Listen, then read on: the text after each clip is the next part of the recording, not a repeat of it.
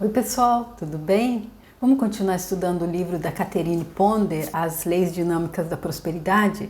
Esse livro que a gente já conhece bem, porque nós passamos com ele 21 dias na primeira parte, fazendo ali aquele nosso, digamos, retiro de 21 dias, onde a gente se propôs a ficar o tempo todo no presente e sendo os guardiões da nossa mente, sendo os observadores conscientes, aqueles que ficam ali na porta da mente, deixando apenas o pensamento próspero chegar e tomar lugar e se assentar e alimentar, deixar ele participar da festa da nossa mente. Já o pensamento negativo, ninguém dá bola para ele, ninguém conversa com ele. É como a gente leu ali sobre meditação, uma pessoa que dizia que para meditar é impossível esvaziar a mente, que esvaziar a mente de pensamentos é como esperar se conseguir enterrar a sombra, é impossível. Mas o que a gente não deve fazer é se identificar com o pensamento, porque ele diz que pensamentos são como convidados em uma festa. Se a gente chega na festa e ninguém liga pra gente, ninguém conversa com a gente, não nos serve nada para comer, para beber, não deixa a gente dançar nem nada, a gente vai embora, a gente fica 5 minutos e vai embora. Ele diz que é o mesmo tratamento que a gente deve dar para pensamento negativo. Então, não presta atenção nele, não se identifica, porque se ele chega e te tira para dançar, você já sai, aí você fica com ele e não tem mais jeito. Aí ele te leva para onde ele quiser, e normalmente o pensamento negativo leva para o passado ou para o futuro. 2 tempos onde não há luz para ler o manual que ensina como viver a vida. Então, a Catherine Ponder, ela disse, se a gente conseguir manter esse nível de pensamento próspero, que a gente consegue transformar uma vida de falta e escassez em uma vida de abundância e plenitude em todos os setores, que a gente consegue o pacote completo, que a gente consegue sobrecriar nessa realidade a realidade que Deus está sonhando para a gente, aquela realidade que já está manifestada. A gente consegue então atualizar isso na nossa realidade. Ela diz que há que se ter esse entusiasmo, há que se entrar com essa expectativa, pois há pó de ouro no ar para todos, para mim, para você e para todos. E tendo esse modo, estando no modo pensamento próspero, decidido e deliberadamente, a gente pode então começar a assimilar esse pó de ouro. E fazendo isso, a gente começa então a experienciar os resultados dourados, tá bom? E ela diz também aqui na segunda parte do livro que desde que o livro começou a ser concebido, enquanto ele ainda estava ali sendo gestado, ele nem tinha nascido ainda, ele não tinha ele não tinha aparecido fisicamente, que ele já estava transformando a vida das pessoas que estavam tendo contato com ele. Primeiro das secretárias, depois do editor, depois dela própria e depois dos leitores, quando ele apareceu realmente como um livro físico. Então, aquilo que eu espero para nós todos que estamos acompanhando, estamos estudando esse livro aqui com tanta atenção, é que até o final dele nós também tenhamos aprendido como é ficar nesse estado pensamento próspero, como é estar no presente, como é cultivar então esse modo mental que faz que a gente consiga estar transformando uma vida de falta e escassez em uma vida de abundância plena. E ela diz aqui num capítulo que ela falava sobre afirmações, sobre coisas que a gente deve estar repetindo, que a gente deve repetir essa frase. Agora, a partir de agora, tudo e todos nos fazem prosperar e nós fazemos prosperar a tudo e a todos. Então, gente, ela estava aqui nesse capítulo, que é o capítulo sobre o charme, que ela disse que era também polêmico, assim como aquele capítulo lá que fala do dízimo, o 10º capítulo, porém eu não achei tão polêmico assim não, até agora tá indo tudo bem. E essa última parte, ela estava falando da fofoca. E aí ela continua aqui. A fofoca pode inconscientemente deter seu bem. Com frequência, empregados impedem as próprias promoções, aumentos de salário e outras formas de reconhecimento, ainda que os mereçam, apenas por causa de críticas e fofocas sobre os colegas. O que não percebem é que os empregadores sentem, mesmo sem perceber, a falta de lealdade, sendo repelidos por ela. Conheci uma pessoa brilhante com quem queria muito fazer negócios, mas nunca fiz porque era um fofoqueiro. As fofocas dele não só lhe custaram financeiramente, mas podem ter contribuído para a morte prematura dele, prematura e amarga. Teria sido mais prudente se ele tivesse ouvido a advertência de Salomão. A morte e a vida estão no poder da língua. Já ouvi alguma coisa quando se compara, diz que... essa história está bem ali atrás, não estou conseguindo lembrar, mas compara-se a língua a uma serpente, a língua... uma língua... Eu lembro quando eu era criança que eu ouvia também uma história que dizia que uma pessoa, ela tinha sido tão fofoqueira, ela tinha falado tanto que no final a língua não cabia, a língua começou a sair do corpo. Sabe essas histórias fantásticas que a gente acreditava quando era criança e que não coube no caixão? Então é para se pensar, né? Porque mesmo que é fantasmagórico, mesmo que é alegórico, às vezes tem um fundo de verdade, né? Maridos, esposas, filhos, parentes e amigos muitas vezes também impedem o próprio bem que de outro modo lhes chegaria, porque a crítica que fazem a outras pessoas faz que seus objetivos também sejam repelidos. Quantas vezes a fofoca e condenação roubam a abundância e a harmonia de uma vida? O que guarda a sua boca e a sua língua, guarda a sua alma das angústias. Olha aqui, hein? Aquela coisa bem mais aprofundada de boca fechada não entra mosca, né? Uma vez conheci uma senhora bem intencionada que irritava cada amigo e parente seu. Teve um passarinho que concordou.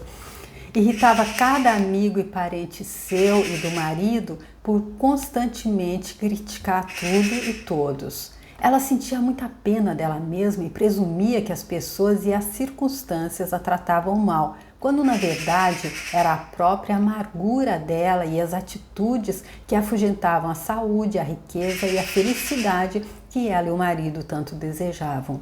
Numa outra ocasião, quando eu falava sobre o charme, uma das senhoras no palanque sussurrou para mim: assegure-se de dizer a todas essas mulheres que o charme começa em casa e que elogiar é a forma mais poderosa de charme. E aqui, gente, entra aquela coisa outra vez, né? Que normalmente em casa de ferreiro é espeto é de pau, né? Que é muito mais fácil para a gente elogiar do lado de fora, elogiar os amigos, os colegas de trabalho, elogiar, sei lá, mas aí em casa a gente mostra mais aquele nosso lado mais duro muitas vezes, né? Não é uma regra evidente, mas especialmente quando a gente com irmãos, então, né, a gente não consegue expressar o amor que a gente tem, como aquilo que eu já contei de uma pessoa que eu vi contando que brigava com o irmão incessantemente e que se pôs a chorar e que sofreu muito quando ele partiu, ele foi para a universidade. E aí ela viu o quanto ela gostava dele. Mas isso é bem humano, né? É tipicamente humano isso. Mas fica aí então o que ela está dizendo aqui, tudo isso que está escrito aqui é ela apontando o caminho, ela traçando o caminho para a gente chegar à prosperidade plena. Então passa por elogiar os nossos prósperos, nosso marido, nossa mulher, nossos filhos, nossos pais, nossos irmãos. O poder místico da quietude. A lei da quietude se aplica com eficiência especial ao estilo charmoso de vida. Esta é uma das mais incompreendidas e mais negligenciadas leis do sucesso. Conheci um executivo que à primeira vista parecia ser charmoso e bem-sucedido. Era abençoado com esposa e família adoráveis, uma bela casa e estabilidade no trabalho. Era bonito, carismático, culto e tinha um certo grau de espiritualidade. Porém, em um encontro casual, e sem que eu tivesse perguntado, ele começou a me contar quanto dinheiro tinha ganhado, o tamanho da casa dele e o valor do carro, além de muitos outros detalhes da vida dele. Em seguida, reclamou sobre como achava que o mundo havia sido duro com ele. Como as pessoas afastam o seu próprio bem com conversas descuidadas? Charles Fillmore explicou: o ignorante abre as válvulas da mente e deixa as ideias fluírem, chegando a um reino com o qual elas não têm nada em comum. Daí o poder delas está perdido. A quietude sela o nosso bem e o faz crescer internamente até que esteja forte o bastante para produzir resultados no plano exterior. A quietude também exala um certo charme místico que é bastante atrativo. Olha que forte isso que ela está dizendo, né, gente? E olha que eu posso confessar para vocês também que quando eu era criança eu achava que homem, que pai, marido, não falava, porque a gente ficava ali, nós éramos 7, a gente ficava ali falando que nem uns doidos criança, né? E minha mãe, ela tinha que falar com a gente, claro, ela passava o dia todo, se ela não falasse, como é que ela ia conseguir organizar tudo aquilo, tanta coisa que ela tinha para fazer.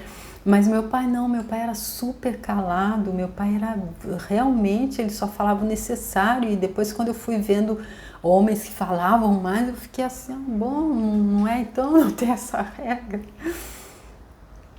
Os conceitos emocionais básicos do charme. Basicamente, o charme maior está em dar o melhor de si e em ajudar a trazer à tona o melhor nas outras pessoas. Olha, isso aqui, traduzindo de uma outra forma de dizer, é o que a professora Lucilena diz: o charme maior está em ser o melhor ser humano que nós podemos ser, que é o nosso único trabalho aqui. Ou seja, olha, dar o melhor de si e ajudar a trazer à tona o melhor dos outros. Não é isso? O modo gentil e simples é sempre o mais charmoso. Uma pessoa charmosa não toma o tempo da outra se não for necessário, nem permite que outros desperdicem o dela. Decepção e desculpas não fazem parte do charme. É sempre melhor dizer: eu estava errado, ou desculpe. Vale ressaltar, porém, que uma pessoa charmosa não é um capacho. Em um esforço para ser charmoso, às vezes as pessoas são íntimas demais. Os charmosos nunca são alegres demais, nem muito barulhentos, nem falsos ou fingidos. Não há nada falso no charme genuíno. Em lugar disso, o charme está em saber ser gentil e mesmo assim manter distância. Uma pessoa charmosa é alguém completo, que pensa e faz uma coisa de cada vez, que não se apressa, não se exalta, não se aborrece. O charmoso evita se zangar ou ficar muito empolgado, evita os excessos. Eu diria aqui que o charmoso, esse que ela chama de charmoso, é aquele que entendeu a vida, é aquele que entendeu as leis do universo, aquele que entendeu que há a lei do ritmo, aquela que te diz: olha, o equilíbrio é a melhor coisa. Se você se exaspera muito para a alegria hoje, amanhã é a lei do ritmo, você talvez vá ter motivo para chorar. Se você está muito desesperado hoje, amanhã, você já se dizia também, há sempre uma semente de êxito em cada adversidade. Então, é só saber que tudo é ritmado, que tudo passa. Né? Eu acredito que isso aqui, quando ela disse o charmoso é uma pessoa completa que faz uma coisa de cada vez e evita se zangar ou ficar muito empolgado, evita os excessos, ou seja, é aquele que entendeu que o equilíbrio é a chave, né? É relaxado e entusiasmado e não tenso e batalhador, fazendo o bom uso de cada momento do dia em vez de ficar choramingando sobre o passado e o futuro. Olha aí o que a gente disse, tá no presente. Esse realmente é um dos pontos, acredito, vitais. Se a gente ouvir uma pessoa falando, é uma pessoa que canaliza, ele chama Bashar, mas eu não sei o nome da pessoa que canaliza ele, que ele disse: nós só não recebemos aquilo que a gente pede, porque quando a graça vem, a gente não está em casa, ou seja, a gente não está presente, a gente não está no presente, a gente está chorando lá no passado ou a gente está temendo o futuro. Então não tem como receber as bênçãos que a gente quer para agora, para esse momento, para o único momento que existe para a nossa vida agora, se a gente está perdido em um desses dois tempos que não existem. Muitos dos métodos que mencionei neste livro podem ajudá-lo a levar uma vida mais charmosa, como por exemplo as práticas do perdão e da liberação, de afirmar o amor divino, de estabelecer objetivos e de pôr em ordem sua vida interior e exterior. Marjorie Wilson escreveu: o charme é uma atitude mental que se expressa em cada detalhe de todas as áreas da vida. Então, as facetas do charme são infinitas. É isso aí que ela está dizendo. É uma atitude mental. Ou seja, depende do que é que você está cultivando no seu mental. Quais são os seus pensamentos? Diga-me o que é que você está pensando e eu direi qual é o seu nível de charme. Terceiro nível, o charme físico. O charme físico se reflete em um bem-estar radiante. Crenças pagãs do passado tomavam o sacrifício e até a tortura do corpo como um benefício espiritual. Mas o apóstolo Paulo, em vez disso, descreveu a importância do corpo. Ou não sabeis que vosso corpo é o templo do Espírito Santo, que habita em vós, proveniente de Deus, e que não sois de vós mesmos?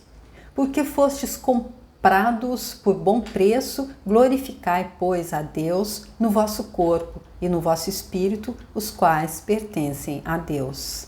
Ou seja, eu acredito que o que ele está dizendo aqui é que o corpo é a vestimenta do nosso espírito, enquanto a gente está aqui experienciando, fazendo uma experiência aqui na carne, encarnados nesse planeta.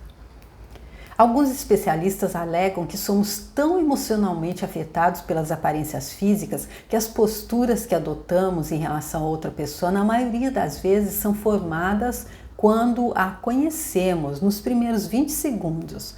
Já ouvi dizer isso também. Portanto, não subestimemos o poder do charme físico. Esta é, de fato, uma época em que o desenvolvimento deste aspecto do charme é enfatizado. Pessoas são encorajadas a fazer dieta, exercícios e praticar esportes. O charme físico tem a ver com ser saudável e ter uma boa aparência. O tom de voz de alguém, a aparência, a maquiagem, estilo de cabelo, roupas, tudo isso contribui para o charme físico. Um leitor dos meus livros escreveu-me há pouco tempo de Missouri. Minha mãe só me contou que tinha feito plástica depois que estava tudo cicatrizado. Ela disse que não queria que eu a achasse vaidosa. Quando eu lhe disse que ela era filha de um rei e que merecia ser saudável e linda, ela pareceu aliviada. Então aqui ela dando ênfase, dando força para que é importante também a gente estar se mantendo assim de forma a estar cuidando do corpo, cuidando da aparência física também, né? Se bem que isso é aparência, porque a gente pode encontrar uma pessoa nos 20 segundos, fazer achar que é tudo pela aparência física e depois, quando abre a boca, talvez, os pensamentos não são aqueles que não ressonam, não estão de acordo quer dizer, não estão de acordo não são como aquilo que a gente pensa também, né? Não combinam, se bem que o diferente é que o oposto é que atrai, né? O charme físico não tem idade.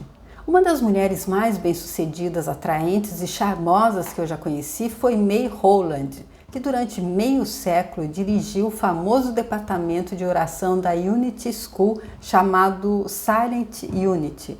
Também era uma popular escritora e palestrante e serviu muitos anos como uma das administradoras da escola. Embora tenha passado uma vida desenvolvendo os aspectos espirituais e mental e emocional do charme, ela também sabia a importância do charme físico e glorificava deliberadamente Deus no corpo dela. Com essa finalidade, ela afirmava: sou jovem, forte e saudável. Meu corpo sabe disso e demonstra isso. Ela gostava de atividades físicas festivas, como quadrilha, festas e reuniões na casa dela em Unity Ridge. Era alguém que acreditava com vigor nos benefícios da dieta, do exercício e do ar fresco e com frequência dormia no alpendre da casa no Missouri, mesmo com o tempo frio. O resultado: ela parecia anos mais nova do que diziam os boatos da idade verdadeira dela e viveu uma vida longa, ativa e realizada, abençoando milhões de pessoas ao redor do mundo. O marido, magro e bonito, ela conheceu em um rancho no oeste e ele acrescentou grande felicidade às últimas décadas da vida dela. Os anos da aposentadoria incluíram viagens e vida ao ar livre. Ainda que a vida dela tenha sido dedicada à atividade espiritual de oração, ela a balanceou sabiamente com a apreciação da existência física dela. E quantos benefícios essa combinação lhe trouxe? Numa ocasião, após uma viagem para uma palestra na Flórida, meu marido e eu descansamos no histórico Hotel Breakers, em Palm Beach. À noite, enquanto estávamos jantando, observamos um casal na pista de dança do restaurante que praticamente exalava charme físico. Exibiam um forte bronzeado, belos cabelos brancos e estavam vestidos com roupas coloridas, joias brilhantes. Segundo nos contataram, teriam uns 80 anos. Disseram-nos que eram da América do Sul e o iate deles estava ancorado em algum lugar na vizinhança. Tanto na pista de dança quanto fora, eles se divertiram muito. Todos naquele ambiente cheio de música, com o pé direito alto e ornado com flores, estavam cientes da atração que eles exerciam, do charme e do glamour. Não é maravilhoso saber que até mesmo o charme físico não precisa ter um limite de idade?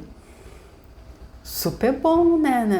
Nessa época que é tudo mais para quem é jovem, passou assim ali, sei lá de quanto, a gente já está mais ou menos ficando colocado de lado, é bom ouvir isso, né? As infinitas possibilidades do charme. O objetivo deste capítulo era o de introduzi-lo às potentes possibilidades do charme.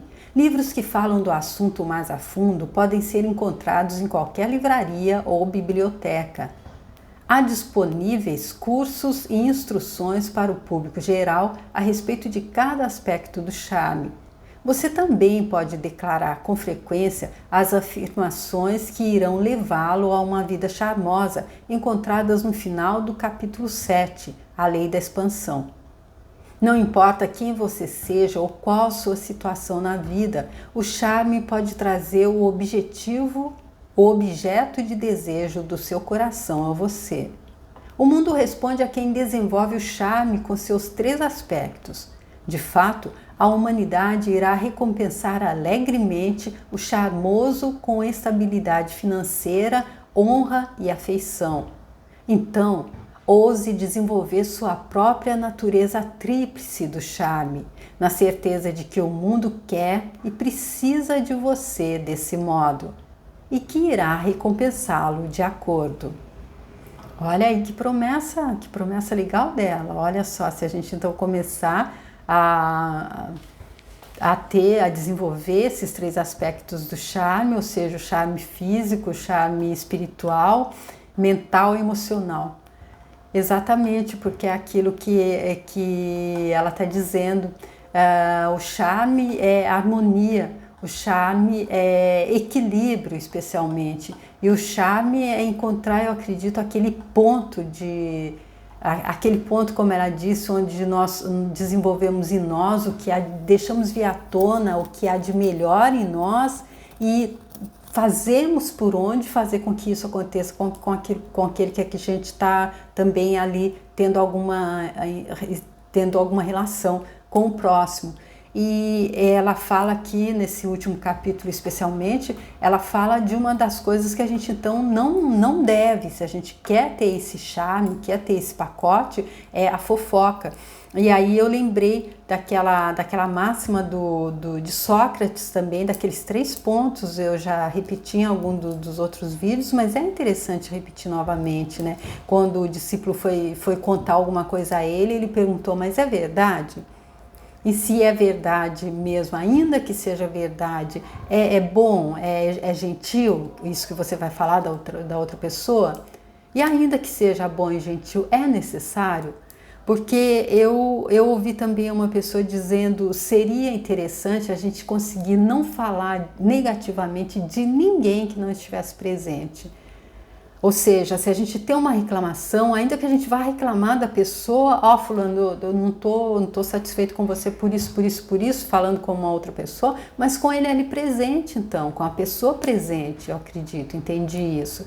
E eu acho interessante isso, porque é uma forma de nos ajudar, porque assim a gente não faz fofoca, porque eu acredito que é como essa passagem que ela deu também de uma pessoa que trouxe um assunto que não era não ia trazer, não era nenhuma dessas 3 coisas que Sócrates disse, não era edificante para ninguém, ao contrário, e alguém deu demonstrou a essa pessoa que não era. Então é também chato quando acontece isso, né? Eu me lembro também de uma coisa que eu ouvi, que uma pessoa foi até o padre pedir, se confessar e dizer que é porque ela tinha feito fofoca. Então ela queria ser perdoada por ter feito a fofoca, e o padre disse, para você ser perdoada, pega então um travesseiro de pluma, suba até o alto da igreja, até lá onde tem lá a torre da igreja, abre ele e espalhe as plumas por toda a cidade, depois desça e junte tudo, pegue tudo.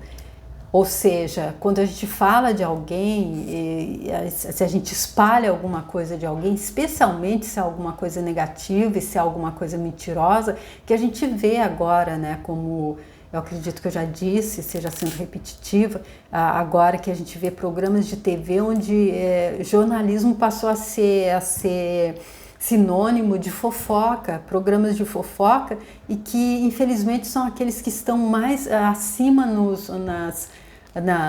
índices de popularidade, nos índices de audiência. Por quê? Porque talvez seja isso que a gente goste mais de se alimentar, não é? Então, se a gente está agora como guardiões da nossa mente, se a gente está buscando estar no presente e ser os observadores conscientes, a gente deve observar um pouco isso. Como se a gente está fazendo, se a gente está assistindo, porque isso é uma forma de se alimentar. Se a gente alimenta o nosso mental de assistir vídeos, programas de fofoca, se a gente está em grupos também, que a gente está alimentando, tá ali colocando fofoca e alimentando fofoca, ou seja, falando do outro, não levando em consideração esses pontos, é verdade, é gentil e é necessário, e se a gente também não está levando em conta que depois que espalhou fica difícil recolher, não tem mais jeito, e muitas vezes a gente até repete coisas que tá tão na moda fake news, né? A gente pega e a gente repete, a gente manda para o outro sem nem saber se é verdade, sem ter passado por esse crivo. Eu acredito, acho super interessante, para mim, eu estou falando para mim isso, e quando eu pensei em estar lendo esse livro com vocês, foi exatamente para estar trazendo para vocês os insights, as fichas que estão caindo para mim.